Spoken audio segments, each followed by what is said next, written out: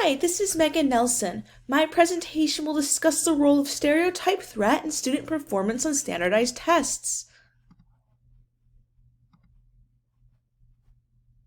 Think back to the last standardized test you took. Recall the many challenging hours of studying you put in and the tension you felt as you walked in the room. And I'm sure we've all been here. Now, when you got your tests back, maybe you got the score you wanted, and, well, maybe you didn't. Regardless, the University of California system just announced this year that it will no longer consider standardized test scores as undergraduate admissions. While this will sound like exciting news to some, the primary reason for this decision was the stereotype threat that students of color and of low socioeconomic backgrounds face when taking these exams. And to elaborate more upon this, a person's intelligence is shaped by both genetic and environmental factors. The impact of genetics on a person's intelligence is seen when monozygotic twins have a 0.85 similarity, siblings have a 0.5 similarity, and two strangers have a 0.1 similarity in intelligence. Intelligence is also shaped by a person's environment. Students raised in high socioeconomic backgrounds tend to have a higher IQ than those in poverty. Stereotype threat is another environmental component that can affect a person's intelligence, and the definition is on the left of the slide. Students of racial or ethnic minorities are more likely to be from lower socioeconomic backgrounds and have different resources available to them.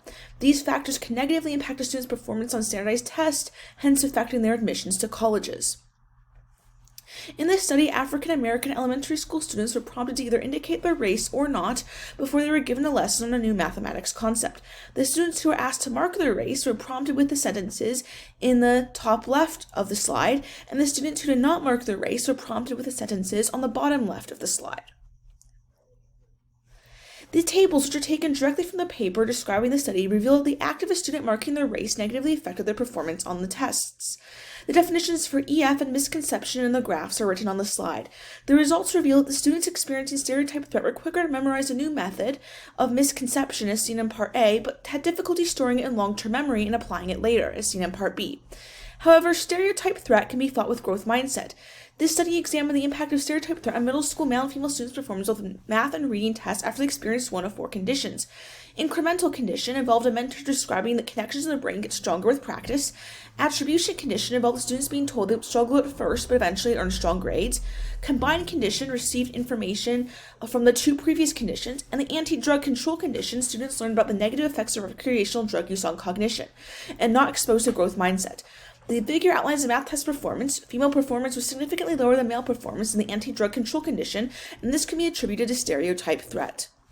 Worcester Polytechnic Institute has been test optional since 2007, and an increased number of students on Pell Grants has been from 12% to 16%.